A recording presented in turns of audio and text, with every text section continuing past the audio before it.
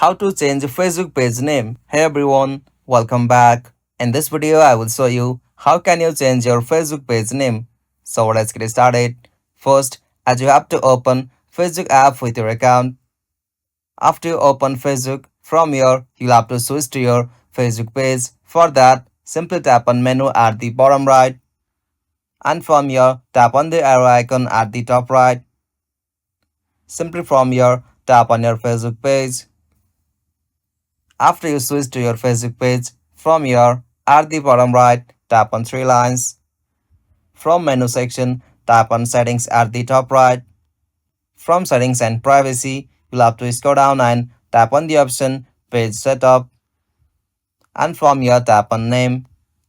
From the section, you'll be able to change your name, but you can only change your name for every 60 days, and it will also meet the requirement of Facebook guidelines. Simply erase or replace your previous name with your new name. After you provide your new name, simply from here tap on done, and from here tap on review change at the bottom. From here tap on the option submit for approval. If you are the admin of your page, simply you can change it from here.